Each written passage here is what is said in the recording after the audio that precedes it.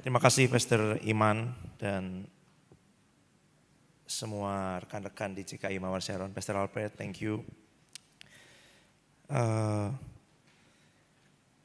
Saya bersyukur ada di tempat ini seperti yang dikatakan Pastor Iman tadi.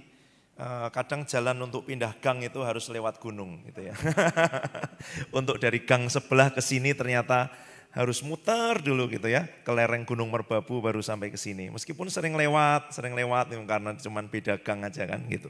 Tapi untuk sampai ke tempat ini ternyata jalannya seperti itu. Dan itu juga jalan kehidupan kita bersama dengan Tuhan sebenarnya. Gitu. Nah seringkali kita berpikir bahwa jalan untuk naik itu ya naik gitu. Tapi ada satu kata yang sering dikenal dalam satu kegerakan yang dimulai di Inggris tahun 1900-an. The way up is down. Jalan untuk naik itu turun. Gitu. Dia memberi gambaran seperti ini. Satu kali dia diajak untuk bagaimana kita naik yuk ke tower menara paling atas dari bangunan ini. Lalu yang mengajak dia turun ke basement, ke lantai bawah gitu. Dia bingung, katanya mau diajak naik. Iya, karena gitu ya, lift untuk naik itu dimulainya dari bawah gitu. Tapi dia bingung waktu diajak turun ke bawah gitu ya. Basement, tempat yang gelap, tempat yang lembab. Dan seringkali itu tempat yang dimana kita paling tidak suka untuk diajak. Kita ini benih sebenarnya, kita ini biji gitu. Dan dari mana biji mendapat kehidupan? Bukan di tempat yang terang, bukan disorot oleh lampu, bukan dikantongi di tempat yang nyaman, bukan. Biji hanya bisa tumbuh kalau dia jatuh ke dalam tanah dan mati. Itu. Pertanyaannya, ini sesuatu yang semakin jarang dikatakan bahwa tidak ada cara, tidak ada metode, tidak ada strategi, tidak ada rumus untuk kita bisa bertumbuh ke arah tujuan yang Tuhan mau dalam hidup kita, berbuah lebat jadi seperti Kristus, diubahkan hari demi hari tanpa kematian. Kita cari seminar, kita cari tidak terbatas sekarang, apalagi setelah pandemi. Semua punya ibadah online, semua punya seminar online, semua punya bahan online. Kita bisa download, kita bisa tonton live maupun tidak, dari manapun. Tidak terbatas. Tapi percayalah, tanpa ditanam di tempat yang gelap, tanpa kematian, tidak akan ada pertumbuhan. Tidak akan ada pertumbuhan. Dan apa itu kematian? Di tempat yang gelap. Apakah PowerPoint-nya bisa ditayangkan?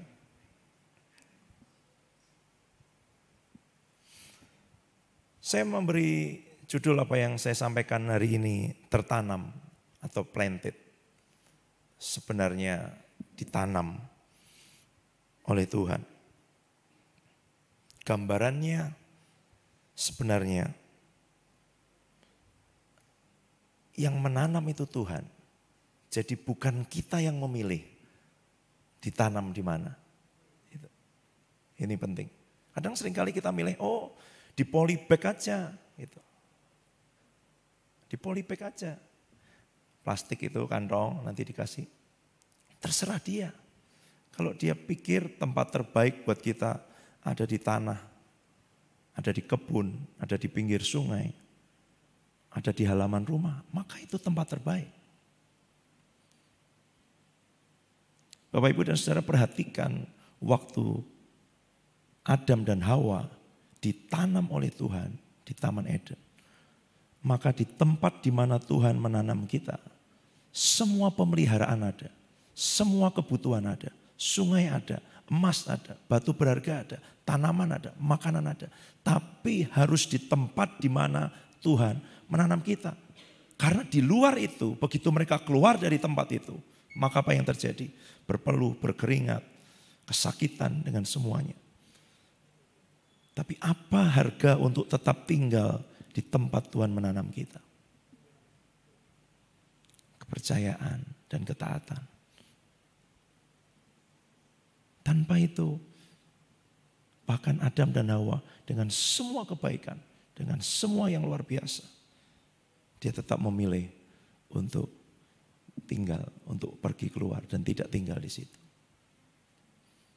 Elia disuruh Tuhan untuk ke sungai itu. Untuk waktu tertentu dia ditanam Tuhan di sungai itu. Dia nggak bisa ke sungai lain. Gitu ya. Harus sungai Kerit. Mau ke kali-kali yang lain, Kampung Kali, California, kali apa yang lain. Tidak ada pemeliharaan Tuhan di situ. Tidak ada jaminan Tuhan di situ. Tapi untuk pergi, ditanam, ada di tempat ada jaminan Tuhan. Ada kematian di situ. Dan itu gak enak. Tapi tanpa kematian, saya baca sebentar. Tidak saya persiapkan tadi, baru ditaruh waktu berdiri di situ. Yohanes 12 ayat 24. Aku berkata kepadamu, sesungguhnya jikalau biji gandum tidak jatuh ke dalam tanah dan mati, ia tetap satu biji saja. Tetapi jika ia mati, ia akan menghasilkan banyak buah. Sesungguhnya jikalau biji gandum tidak jatuh ke dalam tanah dan mati, ia tetap satu biji saja. Tetapi jika ia mati, ia akan menghasilkan banyak buah. Satu-satunya syarat untuk bisa mengalami pertumbuhan adalah mengalami kematian. Dan di mana kematian dialami? Satu, di tempat yang gelap dan tersembunyi. Di mana itu? Kalau orang masuk ke tabernakel, ke bait Allah, di luar itu penuh keramaian. Ada penyembelihan domba, ada banyak imam di situ. Ada orang sangat banyak, tetapi masuk ke tempat yang lebih dalam, lebih sedikit orang, hanya imam. Tapi masuk ke tempat yang lebih dalam, di dalam kegelapan, di belakang tabir, di belakang layar. Dulu hanya imam besar yang bisa masuk. Dan apa konsekuensi dari masuk ke situ? Kematian. Itu sebabnya bangsa Israel ketika mereka diajak naik ke gunung ini, bertemu dengan Tuhan. Dia berkata kepada Musa, kamu saja Musa yang naik, nanti kami mati. Memang ketemu Tuhan harus mati. Karena tanpa kematian tidak ada kehidupan. Itu yang diteladankan oleh Tuhan Yesus. Kenapa Tuhan Yesus harus mati? Karena tanpa kematian tidak ada kehidupan. Dan kita mencoba mencari banyak cara, mencari banyak metode, mencari banyak strategi. Tapi jalannya sebenarnya mati. Mati. Dan mati tidak mengenakkan buat daging kita. Karena setiap korban yang dibawa ke mezbah itu korban yang hidup. Living sacrifice hidup kita, kata Roma 12. Jadi apa yang terjadi waktu dibawa ke mezbah? Meronta-ronta atau seperti domba yang keluh dibawa ke pembantaian. Nanti Bapak Ibu coba lihat, cari di YouTube. Apa bedanya kambing dengan domba? Waktu kambing dibawa mau dibantai, dia teriak, dia meronta-ronta, keras sekali. Tapi waktu domba dia diikat, dia diam, tenang. Gitu.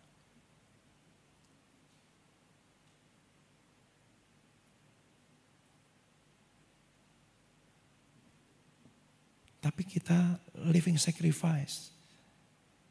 Setiap kali ada penolakan-penolakan dari dalam daging dan jiwa kita untuk dibawa Tuhan naik ke mezbah, untuk dibawa ke kematian.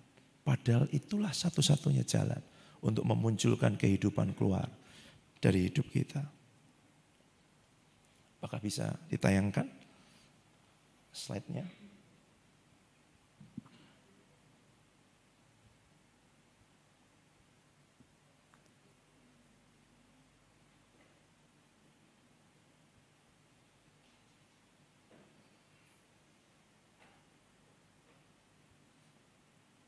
Oke, saya lanjut aja, nggak apa-apa. Tadinya saya berikan gambaran seperti pohon yang ditanam, dia nggak punya pilihan. Kalau hujan pakai payung, kalau panas, ya kan, dia pakai payung juga. Saya ingat waktu kami gampang sekali mengenali orang Indonesia waktu kami ada di Inggris. Begitu di kampus panas-panas itu ya, semua yang lain bule-bule pada di tengah lapangan lepas kaos tiduran gitu. Kami janjian di lapangan untuk makan siang bersama, kami tahu di mana orang Indonesia berkumpul, di bawah pohon. Satu-satunya. Sedangkan semua yang lain menikmati matahari musim panas, yang mungkin panas-panasnya itu hanya 1-2 minggu. Tapi semua yang lain kita tahu di mana berkumpul, di bawah pohon. Tapi kalau kita pohon, ditanam oleh Tuhan, tidak bisa memilih. Berteduh dulu, ada petir, ada badai, ada hujan, ada panas, apapun yang terjadi. Kalau dia mau bertumbuh, dia harus tinggal di situ. Ini kita hanya melewati 2 musim di Indonesia. Tapi kalau melewati musim semi, musim panas, musim gugur, kemudian musim dingin, itu ya. Saya masih ingat, kami tiba di musim dingin, tanaman itu tidak ada daunnya sama sekali. Seperti mati. Tapi setelah itu musim semi datang, mulai ada tunas-tunas, mulai ada tunas-tunas yang tumbuh. Musim panas tiba, kemudian semua menjadi hijau. Musim gugur tiba, mulai menjadi kuning, menjadi merah, mulai indah. Lalu musim dingin datang, semua daunnya berguguran. Tapi pohon yang ditanam, dia tidak pindah. Nah, kita tidak digambarkan seperti burung yang migrasi ke tempat lain ketika musim dingin. Pohon ditanam, dia harus di situ apapun musim yang terjadi. Dan Tuhan menanam kita 2 dalam hubungan kita pribadi dengan Tuhan. Dan dia menempatkan kita di dalam komunitas bersama-sama. Di gereja lokal, di komunitas yang lebih kecil mungkin. Ibu-ibu, komsel, pemain musik, anak-anak youth, gereja lokal.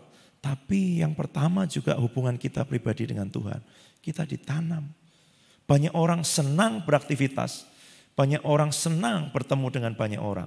Tapi berapa banyak yang mau ditanam di hadirat Tuhan. Menghabiskan waktu pribadi dengan Tuhan. Tanpa itu tidak akan ada pertumbuhan. Karena tidak ada yang pecah dari hidup kita. Biji itu waktu dimasukkan ke dalam tanah, apa yang membuat kehidupan? Kelembapannya, gelapnya, panasnya, suhunya. Sampai biji itu yang menutupi kehidupan yang ada di dalamnya. Dia pecah dan kemudian mulai tumbuh. Mulai tumbuh. Tanpa dipecahkan, tidak ada kehidupan di dalam kita. Dan untuk dipecahkan, perlu tinggal. Kalau dia baru ditanam sebentar, oh terlalu lembab di sini. Bapak Ibu, kami tinggal di tempat yang lembab sekali. Gitu ya, tingkat kelembapan udaranya sangat tinggi. Di kamar itu, waktu kami baru datang, saya mulai pasang, belum berani bawa buku-buku karena waktu itu saya pasang beberapa foto, tiba-tiba semua berjamur. Di bagian belakangnya, di bagian frame-nya, semua berjamur. Lalu coba cari alat, ternyata ada alat untuk mengurangi kelembapan udara. Setelah alat itu datang ternyata mulai berkurang, tidak lagi berjamur, dan baru saya bawa buku-buku. Tapi sekitar setengah tahun kemarin, alatnya tiba-tiba mati. Saya coba cari, perbaiki, di sekitar sini nggak bisa. Coba hubungi tempat membelinya, karena membeli secara online. Bisa, harus dikirim ke Jakarta. Lalu beresiko saya pikir kalau dikirim, akhirnya kami bawa waktu kami ke Jakarta, perbaiki beberapa bulan, dan bisa. Tapi kelembapan itu tidak nyaman. Tapi kalau mau ada kehidupan, ada pertumbuhan, melewati kematian, itu syarat selain kegelapan, kelembapan, yang tidak mengenakkan buat kita.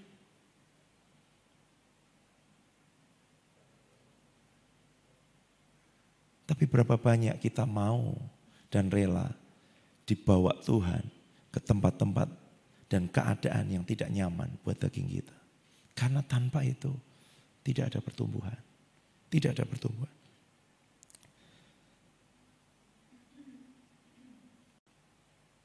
Boleh ke slide selanjutnya? Ya, mana yang kita pilih? Yang pertama, yang sebelah kiri atau yang sebelah kanan?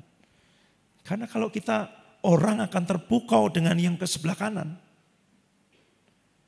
Sepertinya dia besar, sepertinya dia lebat, sepertinya dia kuat. Tapi akarnya tidak mendalam. Yang di dalam tidak mendalam.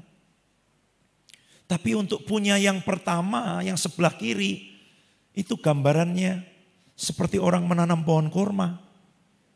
Orang menanam pohon kurma itu ditaruh bijinya, lalu supaya akarnya dalam karena dia di padang gurun, dia taruh batu yang besar di atasnya. Supaya apa? Supaya dia tidak buru-buru untuk tumbuh ke atas.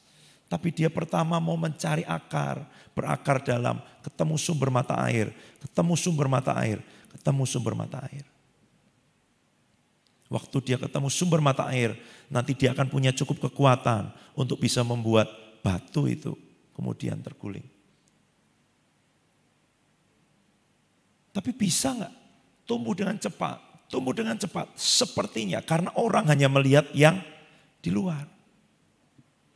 Apa itu? Kita bisa melayani dengan karunia, kita bisa melayani dengan talenta, kita bisa melayani dengan semua yang kita suka dan kita punya. Itu pun dari Tuhan. Tapi untuk berakar, kita tidak bisa seperti itu. Tidak cukup.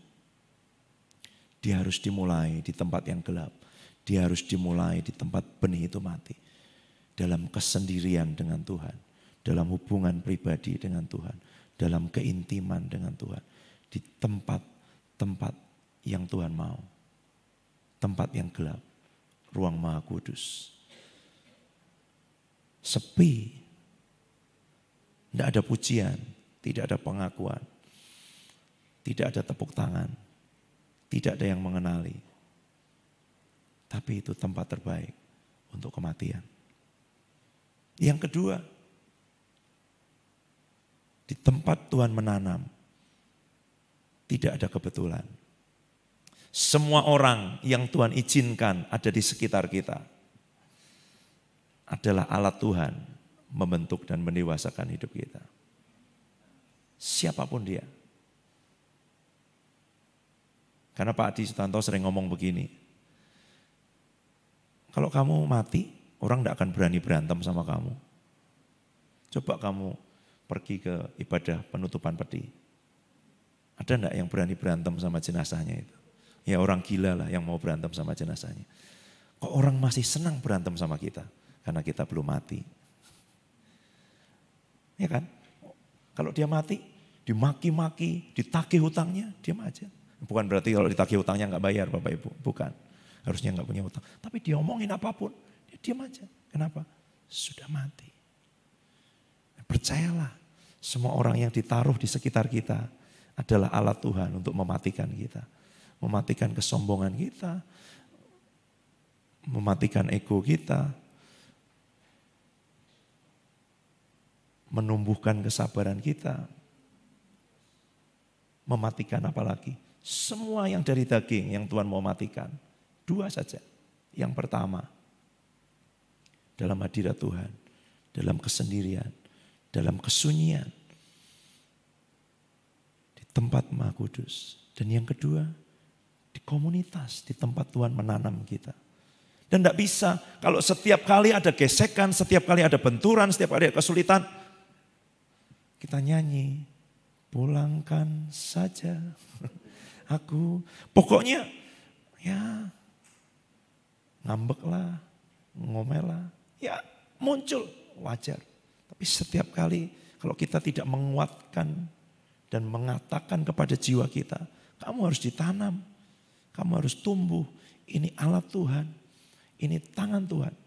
Satu hamba Tuhan bilang begini, sampai engkau bisa bilang bahwa siapapun, apapun keadaan yang terjadi dan orang yang Tuhan kirim dalam hidupmu itu alat Tuhan membentuk hidupmu. Sampai saat itu engkau belum cukup mati. Engkau belum mengalami proses pemecahan dari Tuhan, peremukan dari Tuhan di hidupmu. Sudah bisa begitu Pak? Ya pingsan, saya kan baru sadar gitu. Kadang-kadang. Pingsan gimana Pak? Kalau mati itu sudah terus gitu ya. Pingsan tuh agak terlambat Bapak Ibu. Ada orang ngomel-ngomel, bisa diam gitu. Kayak orang bego gitu ya. Terlambat gitu. Nah setelah orang ngomelnya selesai, pulang gitu. Baru mikir ini, kok tadi saya diam aja ya? Itu pun saya sudah tahu itu bukan saya. Gitu. Bapak Ibu misalnya orang yang sangat tidak sabar. Saya punya teman yang sangat sabar. Dan sabarnya sabar bawaan. Ngantri di pom bensin, ada orang motong jalannya, dia bilang silakan Pak. Wah saya udah marah, padahal bukan saya ngantri. Kamu nih gitu aja silakan gitu. Tapi saya pernah satu kali ngantri di kasir. Di minimarket begitu. Kasirnya 2. Yang satu lagi main handphone. Yang satu ada orang antri. Saya ngantri di yang kosong dong. Dia langsung ngomong gini. Sebelah. Loh.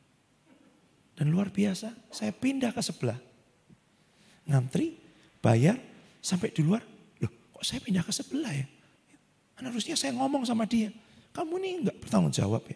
Apa kerjaanmu di sini cuma main handphone? Ya kan? Pelanggan adalah raja. Kita punya banyak pembenaran sebenarnya. Itu untuk sakit hati kita, untuk tersinggung kita, untuk kemarahan kita, untuk kesombongan kita. Oh, kasir macam apa? Kamu tidak tahu pelanggan adalah raja? Bisa kan gitu. Tapi waktu saya keluar dari tempat itu, Roh Kudus ngomong begini, itu kamu bukan? Bukan. Saya tahu bukan saya. Kalau saya, itu ya, pasti ngomel di situ. Saya ceramai 2 SKS, gitu ya. Kalau perlu tambah kuliah padat gitu ya. Kasih etika, kasih attitude ya kan. Kita omongin tentang excellence, service excellence, macam-macam gitu. Bisa. Tapi kalau kita mau jujur sebenarnya apa? Tersinggung kan. Dan Tuhan kalau mau ngajari kita kerendahan hati akan ketemu dengan orang-orang songong macam ini. Gitu. Tapi itu alat Tuhan. Pisau pangkasnya Tuhan. Untuk memangkas hidup kita. Bapak Ibu percayalah, kalau ngomong begini enak, tapi begitu pisau pangkas ketemu hidup kita, gitu ya. Ya, harus sujud lagi, tersungkur, nangis-nangis, Tuhan, apa enggak bisa orang ini kau singkirkan dalam hidupku Tuhan, gitu. Enggak bisa kalau ditanam. Kamu ditanam kok, gitu. Ya kan? Pohon ditanam, panas, pindah. Gambarannya saya dapat, kapan ya mungkin 1-2 tahun yang lalu. Iya ya, ditanam di situ. Kita kan berteduh, kita kan, wah petir-petir nih gitu. Cari tempat yang aman, ada penangkal petirnya enggak gitu. Tapi dia enggak bisa, ada di situ. Dan itu yang membuat dia bertumbuh. Karena dia tetap di situ. Itu aja, dia tetap di situ. Itu aja. Musim berganti, itu ya. Tapi apakah dia tetap di situ? Apa dia tetap di situ? Tetap di mana? Saya akan cepat dengan yang ini. Nanti masuk ke selanjutnya. Bolehkah ditampilkan lagi? Ya, ada pengajaran. Kisah Para Rasul 2 ya, ayat 42. Mereka bertekun dalam pengajaran rasul-rasul, dalam persekutuan, dan mereka selalu berkumpul memecahkan roti dan berdoa. Ini nats yang diberikan pada saya. Ada 4 hal di situ, tapi ada 2 hal dasar. Pengajaran dan persekutuan. Nah pengajaran ini bukan sesuatu yang hanya teoritis, tapi aplikatif. Dia lebih seperti training gitu ya. Melatih keterampilan sampai ahli, atau melatih perilaku sampai ada kebiasaan baru. Gitu. Kemudian persekutuan, selanjutnya fellowship, maka gambar yang saya berikan tadi, seperti orang yang langsung magang, itu bukan duduk di ruang kelas sebenarnya. Karena tujuannya bukan menambah pengetahuan, tapi perubahan perilaku. Gitu. Nah yang berikutnya, fellowship, itu terlibat bersama sampai ada kesamaan sifat. menjadi sekutu, pasangan, rekan kerja. Kalau dalam politik itu namanya koalisi. Ada kesamaan tujuan dan keyakinan. Waktu kita sering bersama-sama, lama-lama mirip. Orang bilang katanya suami istri sekian lama menikah, lama-lama kok wajahnya mirip ya. Karena sering bersama. Sering bersama siapa? Sampai dia ngerti bahwa kita ini sekutu, pasangan. Pasangan itu seperti lembu yang ditaruh kuk. Gitu. Kalau yang satu jalan, yang satu diam, itu menyakitkan dua-duanya. Percayalah. Kita kan pasangan. Diberi kuk di sini. Diberi seperti bajak itu, kayu. Meskipun yang satu lebih kuat, tapi kalau dia tidak berkomunikasi dengan pasangannya, yang mungkin jauh lebih kecil, lebih ringan, dia akan merasa saya sendiri yang nanggung. Saya jalan terus, kenapa kamu diam? Gitu. Waktu saya diam, kenapa kamu jalan terus? Waktu saya ke kanan, kenapa kamu ke kiri? Gitu. Meskipun yang satu jauh lebih kuat. Tapi itu berpasangan. Itu berfellowship. Koinonia itu bahkan begini sebenarnya. Jangan bilang fellowship itu ya. Kalau tidak ada uang yang terlibat, yang ditaruh di situ, itu belum fellowship. Orang bilang, oh fellowship itu kita kumpul, kita bersekutu. Tidak. Sampai engkau melibatkan sesuatu yang sangat berharga dari hidupmu untuk ditaruh. Baru itu fellowship. Kalau cuma ngomong-ngomong itu belum fellowship. Itu firman Tuhan. Koinonia itu pengertiannya sampai ada sesuatu yang ditaruh. Nanti sebenarnya koinonia kita juga dengan Tuhan, dengan Roh Kudus. Itu kata yang dipakai juga fellowship with the Holy Spirit itu koinonia. Gitu. Yang dia punya, kita punya. Yang kita punya, juga dia punya. Ada sesuatu yang ditaruh. Ada sesuatu yang diletakkan. Nanti di situ yang berikutnya memecahkan roti dan berdoa. Jadi dalam fellowship itu ada persekutuan. Memecahkan roti itu dua. Perjamuan Tuhan, perjamuan kudus dengan perjamuan kasih. Karena gereja sampai abad keempat tidak pernah memisahkan perjamuan Tuhan, perjamuan kudus dengan perjamuan kasih. Memecahkan roti itu berarti ada makanan yang cukup untuk semua anggota komunitas. Dan berdoa itu berarti ada waktu untuk bersama-sama. Itu ya, doanya segala bentuk doa sebenarnya kata yang dipakai situ. Tidak tunggal gitu ya, berbagai bentuk doa. Ya, doa rantai, doa malam, doa puasa, itu doa keliling, doa apapun gitu, berbagai bentuk itu. Tapi yang menjadi kunci sebenarnya itu ya Bapak Ibu adalah kata yang pertama, mereka bertekun dalam pengajaran rasul-rasul. Ini yang saya ketika berdoa Tuhan memberi gambaran seperti yang orang ditanam.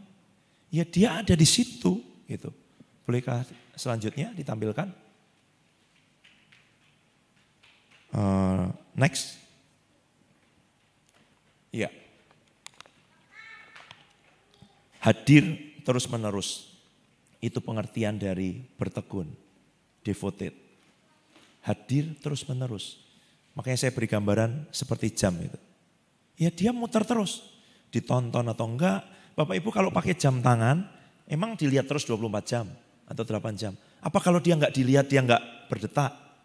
Jam dinding apa dia kalau enggak dilihat, dia enggak muter? Enggak ada yang ngelihat lah, diam aja lah. Nanti kalau udah lihat baru agak cepat gitu. Kan kita kayak gitu. Tapi devoted itu ya dia konsisten. Dia jalan terus. Ada yang lihat atau enggak, ada yang perhatikan atau enggak, dia jalan terus. Ada orang atau enggak di ruangan ini, dia jalan terus.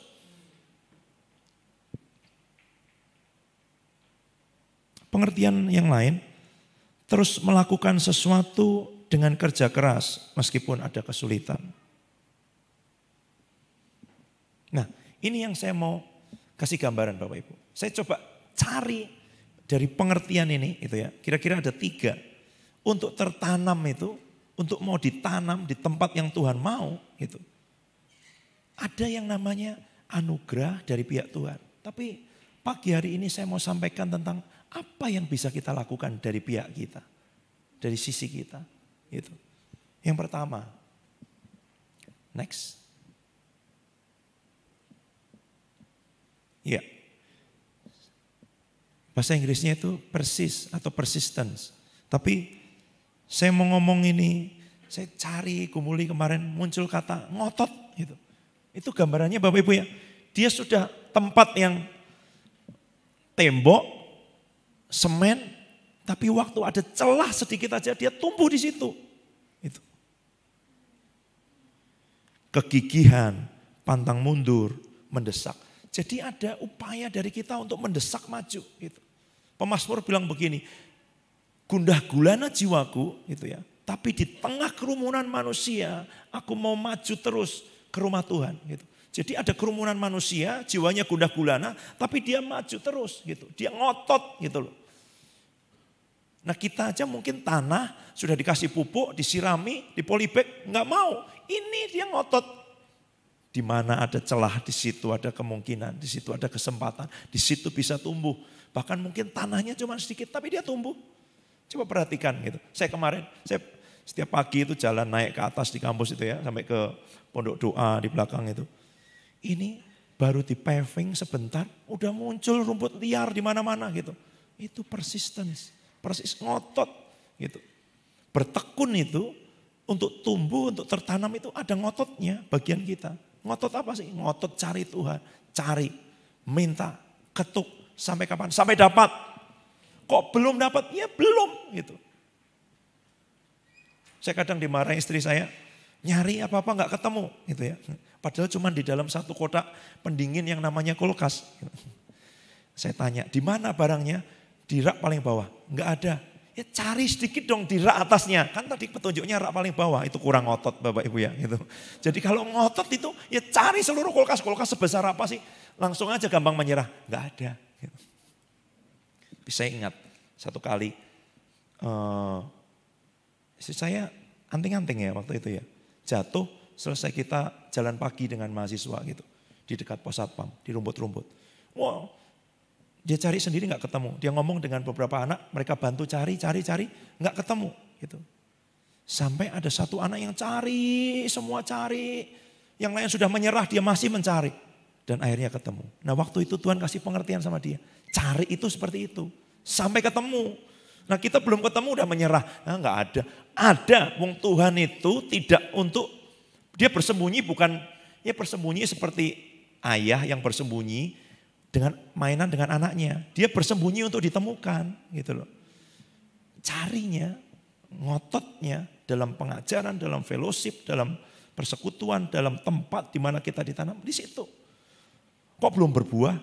Kok belum tumbuh? Belum mati. Di situ sampai tumbuh gitu. Di situ aja gitu. Nah, pindah mungkin kalau di pot lebih besar. Nanti kalau Tuhan tahu kok mengukur, ini akarnya sudah cukup, sudah ini pindah ke pot lebih besar, pindah ke tanah gitu. Kok di sini terus, kok ketemunya ini terus. Itu ya. Ngotot. Jadi ketekunan untuk bertumbuh, untuk ditanam, ada sifat seperti itu. Dia gak gampang menyerah, sekalipun hanya ada satu celah kecil dan tanah yang tipis, dia tetap di situ. Tumbuh, ada kesempatan untuk tumbuh. Ada kesempatan untuk tumbuh. Yang kedua, endure sebenarnya dalam bahasa Inggrisnya. Tapi saya dapat begini, itu betah. Saya terjemahin sebagai betah. Tahan, sabar, menanggung, menahan, dan menelan. Betahnya gini loh Bapak Ibu, mungkin seperti betah gini dalam bahasa Jawa. Betah sumuk, tahan panas gitu loh. Ya kan? Kok kamu diomel-omelin gitu kok betah tuh? Kamu punya kerja sama atasan kayak gitu kok kamu betah toh? Sebenarnya apa? Dia punya kemampuan untuk tahan, sabar, menanggung, dan menelan. Saya ini waktu merenungkan ini diberkati sekali. Dia telan semua, tidak buru-buru dimuntahkan. Ada banyak hal yang kita dapat gitu ya. Karena itu pahit, itu dimuntahkan. Saya ingat saksian satu hamba Tuhan melayani satu desa di sekitar sinilah. Sekitar Salatiga, Boyolali gitu. beberapa bulan tidak ada berkat yang datang. Yang dia bisa makan, memetik daun pepaya, direbus, kasih garam, makan dengan nasi. Berdoa, Tuhan minta berkat, datangkan berkat. Daun pepaya, direbus, kasih garam, makan. Daun pepaya beberapa bulan. Ini beberapa puluh tahun yang lalu. Setelah itu terjadi wabah malaria. Dan percayalah, dia satu-satunya yang tidak kena malaria di desa itu. Tapi waktu Tuhan beri yang pahit, telan gak? Pahit. Ada makanan yang tidak kita suka, tapi baik buat kita. Ada banyak makanan yang kita suka, tapi tidak baik buat kesehatan kita. Seringkali kita memilih sendiri. Tapi kalau Tuhan yang mengatur menu kita, dia tahu mana yang terbaik, yang sehat, yang penting, yang berguna, belum tentu yang enak dan menyenangkan buat kita. Tapi dia tahu apa yang akan terjadi dan kenapa kita harus melewati itu. Betah. Saya waktu iya ya. Kamu betah gak diomel-omelin kayak gitu? Kamu betah gak ketemu orang seperti itu? Kamu betah gak ada dalam kondisi seperti itu? Gak betah pasti. Kalau kita ikuti mau kita gak betah. Pengennya ya yang enak, yang semua ketika... saya ingat sekali nih. Satu orang teman, setelah 1,5 tahun di Inggris kuliah S2. Di Inggris itu anak kecil kalau motong rumput apa di sekolah diberi sertifikat, diberi pujian. Orang Inggris tidak pernah berkata nggak baik, nggak pernah. Selalu semua itu good, nice. Nice itu sebenarnya good itu biasa di rata-rata gitu. Jadi dia tapi tidak pernah ngomong salah, jelek, kurang itu enggak. Good. Kalau bagus banget baru dia memuji, oh awesome, wonderful gitu. Tapi kalau bagusnya aja, biasanya aja atau jeleknya aja good, ya situ. Kamu bisa coba lagi semua. Setelah 1,5 tahun dengan semua pujian itu seperti itu. Pulang ke Indonesia untuk penelitian, shock. Karena di Indonesia kita ketemu kenyataan kehidupan gitu ya. Tidak ada orang memberi pujian, tidak ada orang memberi apresiasi, tidak ada orang mengakui. Oh iya, enggak. Kenapa gini-gini, kenapa gini-gini semua. Ini dia kembali lagi setelah penelitian 2-3 bulan. Saya reverse culture shock itu namanya. Jadi dia balik ke budaya asalnya tapi dia kaget gitu ya. Sudah enggak betah lagi di situ. Tapi ini daya tahan, kemampuan untuk menanggung sesuatu. Tinggal di situ. Lembab, gelap, enak enggak? Enggak enak. Tapi harus punya betah ini. Harus ada ketekunan. Tanpa itu ya enggak akan tumbuh. Ini lingkungan, keadaan, orang-orang yang ditaruh Tuhan supaya kita tumbuh. Ini yang harus kita ingatkan terus. Saya juga ngingetin diri saya sendiri. Ini tempat di mana Tuhan mau kamu tumbuh. Gitu. Jangan buru-buru pengen dipindah. Gitu. Gambarannya bahkan, saya waktu baca ini, wow. Kata endure ini ya. Seperti pelari maraton yang tetap berlari meskipun ankle-nya terkilir. Apa yang terjadi Bapak Ibu? Nahan sakit kan, tapi dia tetap lari. Ini pelari Inggris, sudah tidak tahan, tapi dia merangkak sampai ke finish. Gambarannya betah itu kayak gitu. Kemampuan mungkin sudah tidak bisa, sudah tidak tahan lagi, bahkan sakit, nyeri. Itu ya. Tapi dia tetap di situ. Dia telan itu.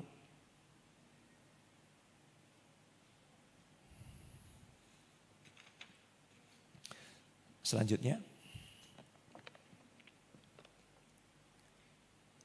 Nah, saya mencari kata yang dekat dengan kita tapi saya ketemunya kaku. Nanti kalau Bapak Ibu bisa ketemu yang lain.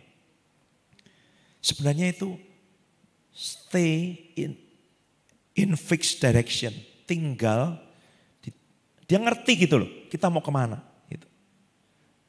Kok kamu tetap di situ meskipun keadaan tidak mudah, meskipun semua seperti itu. Karena saya tahu kemana saya menuju. Paulus ngomongnya apa? ini penderitaan ringan dibanding kemuliaan kekal. Dia harus tahu tujuan akhirnya apa. Kalau kita tidak ngerti kekekalan,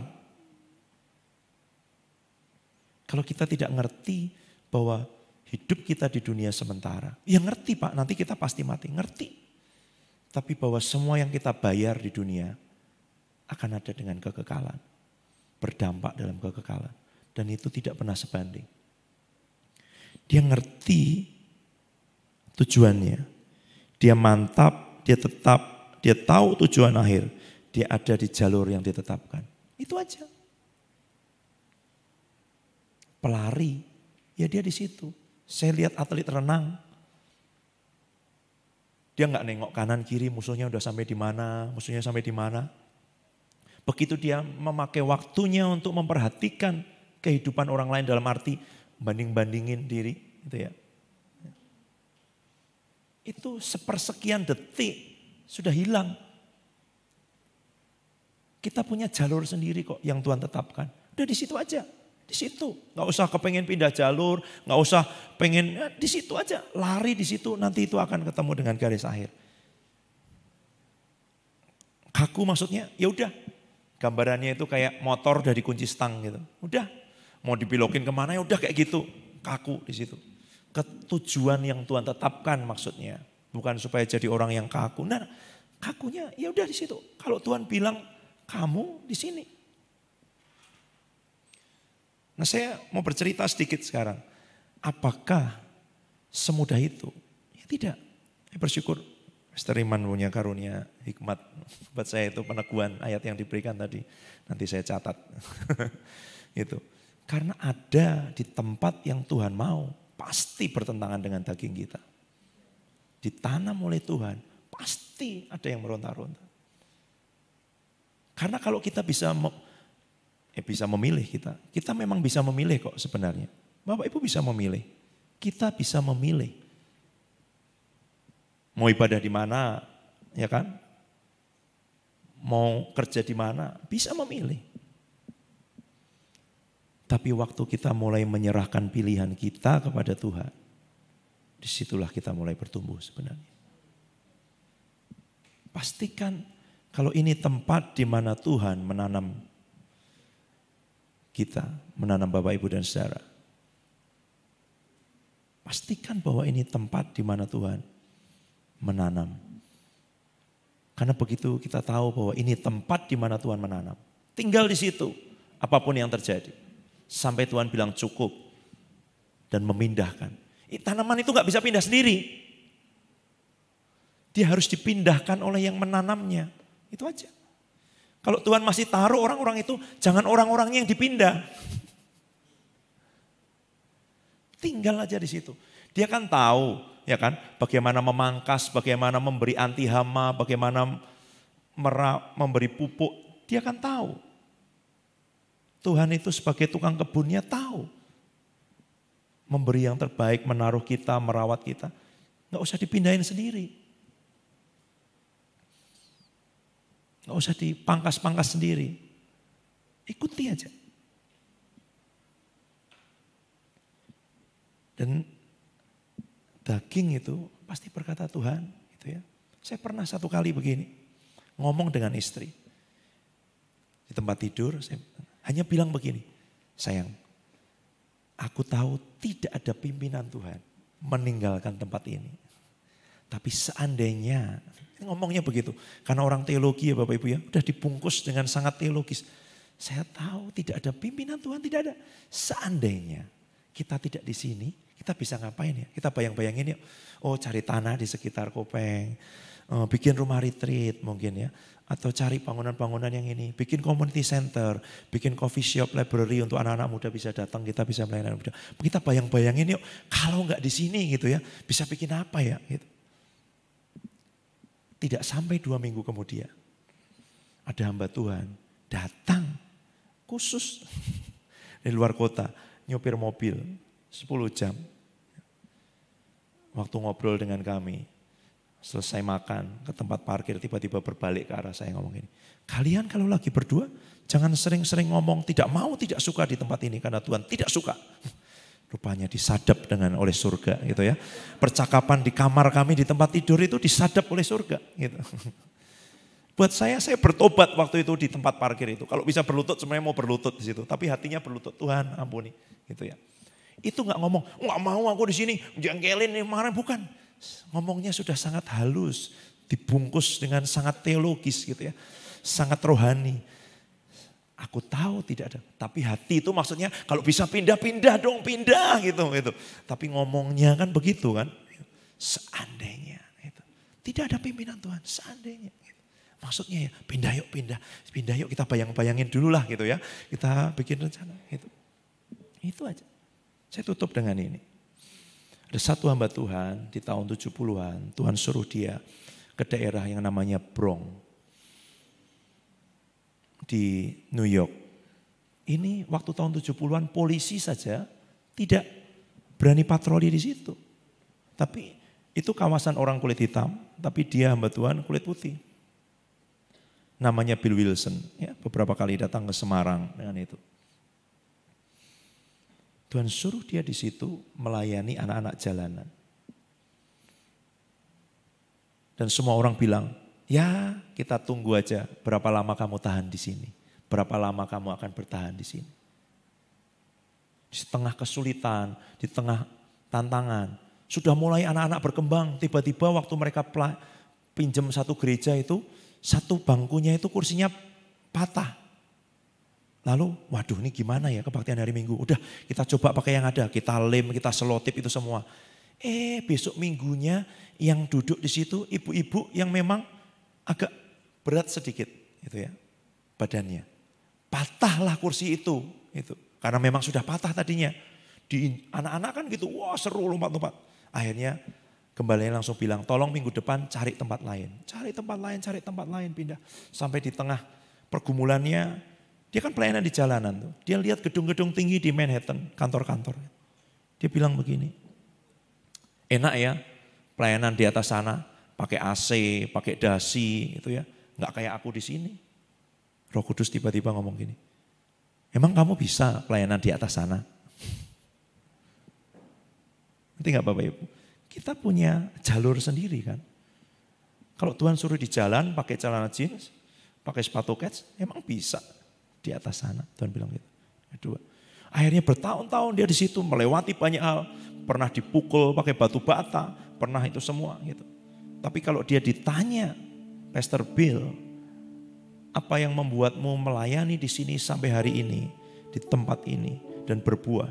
Sekarang pelayanannya sekolah minggu, ada cabangnya seluruh dunia, Metro Ministries itu, di situ aja mungkin udah lebih dari 30.000 anak jalanan yang dilayani, digembalakan. Dia cuma bilang satu aja. Karena orang lain pergi dari tempat ini dan aku tetap tinggal. Itu aja. Saya nggak punya kehebatan, saya nggak punya rahasia, saya bukan pengkhotbah luar biasa, bukan. Yang membedakan adalah saya tetap tinggal di sini dan orang lain pergi. Itu aja. Itu. Karena dia tahu itu Tuhan yang menanam dia di tempat itu. Tuhan yang menanam dia. Apakah dia pernah ingin pergi? Pernah. Waktu dia dipukul sampai batu bata, matanya sudah ada darahnya semua.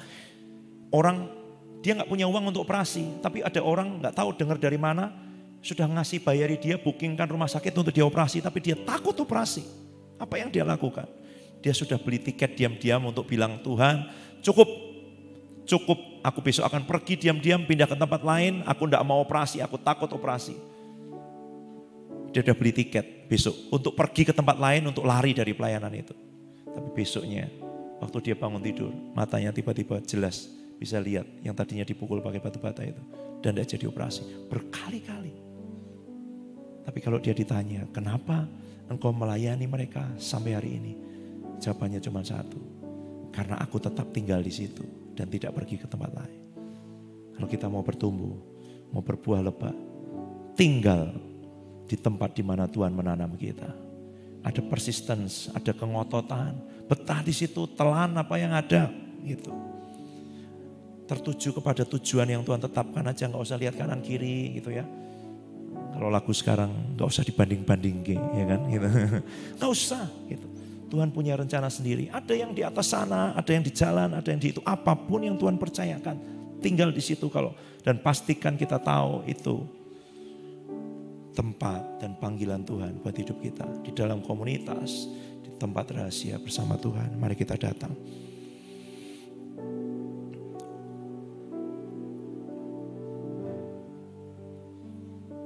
Tuhan, kami tahu, ajari kami mempercayai hati-Mu yang tidak pernah bermaksud jahat terhadap kami. Kalau Engkau menaruh kami di satu tempat, di satu komunitas, dengan satu keadaan, bahkan di tempat pekerjaan, di tengah keluarga, di tengah tetangga-tetangga, situasi apapun yang dihadapkan, ajar kami melihat semua cara dan alat Tuhan membentuk hidup kami, memangkas hidup kami, mempersiapkan hidup kami untuk sedemikian rupa. Satu kondisi, satu keadaan, satu tingkat kelembapan dan kegelapan yang Tuhan taruh supaya hidup kami dipecahkan. Supaya dengan demikian benih itu akan bertumbuh dan menghasilkan buah. Bukan dengan kekuatan dan cara kami Tuhan. Tapi karena kami mau tetap di situ, mempercayai Tuhan yang tidak pernah salah menempatkan kami. Mempercayai Tuhan yang selalu punya yang terbaik, yang jalan-jalannya lebih tinggi daripada jalan-jalan kami, yang rencananya lebih ajaib dari semua rencana kami, yang pengertiannya sempurna. Tuhan yang sudah di depan, yang jalan di depan kami. Engkau Tuhan atas masa depan kami. Engkau tahu jalan apa yang harus dilewati, tempat mana yang terbaik, dan orang-orang seperti apa yang membuat kami akan dipecahkan, dan dengan demikian kami akan bertumbuh dan menghasilkan buah. Sebab kalau tanpa itu kami hanya tinggal satu biji saja. Biar mulai siang hari ini kami berani menaruh pilihan-pilihan kami kepada Tuhan. Membiarkan Engkau yang memilih buat hidup kami. Dan menanam kami Tuhan. Biar kami tetap tinggal, punya ketekunan, punya hati yang mau untuk terus ada di mana Tuhan ada. Dan kami akan pergi kemana Tuhan menyuruh kami pergi. Kami akan tinggal di mana yang Tuhan tetapkan. Tolongi kami semua Tuhan. Tolongi kami. Tolongi kami. Kalau di tengah-tengah jemaat ini, gereja lokal ini, komunitas ini, Tuhan menanam kami. Tolongi kami Tuhan. Sebab kami tahu musim pasti berganti. Akan ada banyak hal yang berbeda terjadi. Tapi yang tertanam, yang tetap tinggal, dia akan tahan uji. Dia akan mampu melewati setiap ujian-ujian. Dan setiap ujian-ujian yang ada bukan untuk mempersulit hidup kami, tapi untuk membawa kami naik semakin tinggi. Naik semakin tinggi. Terima kasih meteraikan firman-Mu di hati kami semuanya. Di dalam nama Tuhan Yesus.